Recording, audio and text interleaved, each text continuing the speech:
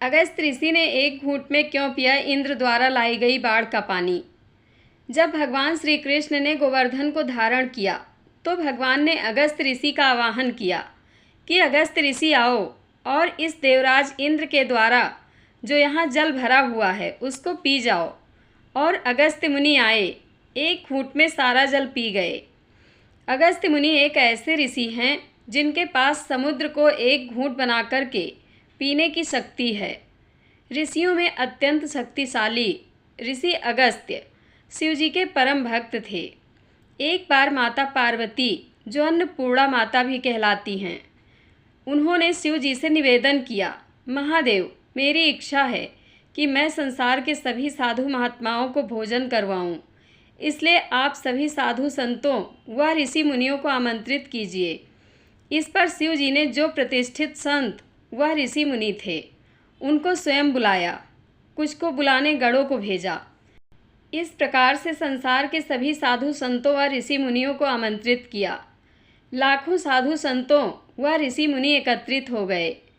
माता पार्वती ने सैकड़ों व्यंजन भरपूर मात्रा में बनवाए, जिनको खा खा सभी साधु संत व ऋषि मुनि थक गए, किंतु व्यंजन ज्यों के त्यों ही पड़े रहे। माता पार्वती ने शिव जी को ताना मारा, प्रभु, ये आप कैसे कैसे महात्मा लेकर आए, ज़रा ज़रा सा खाते हैं। वो देखो, मेरा सारा अन्न बचा पड़ा है। कोई ऐसे महात्मा लेकर आते जो ज़्यादा मात्रा में खाएं। शिव जी सीधे अपने परम भक्त अगस्त ऋषि के पास गए और निमंत्रण दिया कि हमारा आतिथ्य स्वीकार करें। मेरी प्रिय भार्या ने ढेरों व्यंजन बनाए हैं, आपको भरपेट खाना है। अगस्त ऋषि ने आश्चर्य से कहा, प्रभु, यह आप कह रहे हो? महादेव बोले, हाँ, ये मैं कह रहा हूँ, आपको भरपेट खाना है। तो ठीक है, चलो। माता पार्वती ने और भी ज़्यादा व्यंजन बनाए। माता पार्वती भी सोचने लगी, ये कैसा ब्राह्मण ले आए, सारे व्यंजन अकेले खा गए, ये कैसे महात्मा हैं। लेकिन माता पार्वती ने हार नहीं मानी, फिर से रसोई लगवाई, दोबारा बनवाया, दोबारा खाली कर दिया, तीसरी बार बनाया, तीसरी बार भी खाली कर दिया। पेट भरने में नहीं आ रहा। अब माता पार्वती को अपनी भूल का एहसास हुआ और शिव जी से एकांत में जाकर क्षमा मांगी, प्रभु, मेरी लाज बचाओ। अगर इस साधु का आज पेट नहीं भरा तो सारे संसार में मेरी जग हंसाई हो जाएगी कि वो कैसी अन्नपूर्णा जो एक साधु का पेट नहीं भर सकी। शिव जी ने कहा, बात मेरी सीमा से बाहर हो गई है, अब तो लाज नारायण बचा सकते हैं। देवी, आप नारायण को यहीं स्मरण करो, मैं उनके पास जाता हूँ।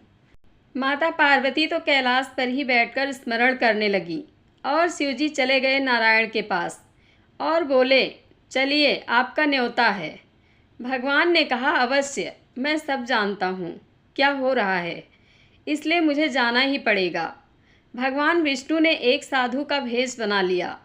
अगस्त ऋषि के बराबर में आसन लगाया, पत्तल लगाई और थोड़ा थोड़ा सा भोजन परोसा, जिसको खाकर भगवान ने पेट पर हाथ फेर और बोले, तृप्तोस्मि तृप्तोस्मि तृप्तोस्मि, मैं तृप्त हो गया, मैं तृप्त हो गया, मैं तृप्त हो गया।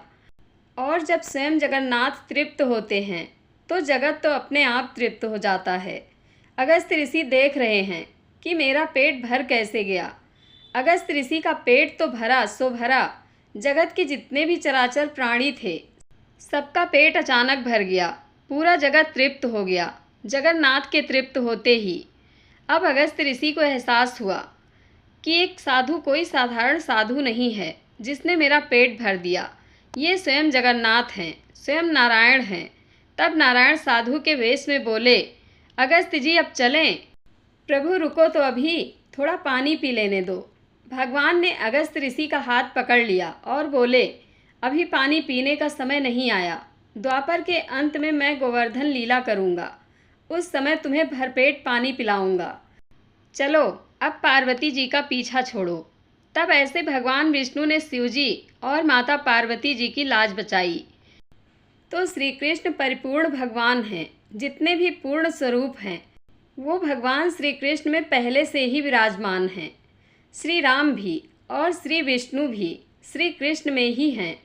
तो श्री विष्णु ने जब कृष्ण अवतार में गोवर्धन लीला रची और इंद्रदेव ने अभिमानवश पूरे ब्रज को वृष्टि करके पानी से भर दिया और कृष्ण ने देखा कि चारों तरफ जलभराव हो गया है, तब श्री कृष्ण ने अगस्त ऋषि का आवाहन किया। तब अगस्त जी आए और सारा जल जो ब्रजमंडल में भर गया था वो सारा जल पी गए। इस तरह भगवान विष्णु ने अपने वचन के अनुसार अगस्त्य मुनि को द्वापर युग में गोवर्धन लीला के समय जी भर के पानी पिलाया। जय श्री कृष्ण।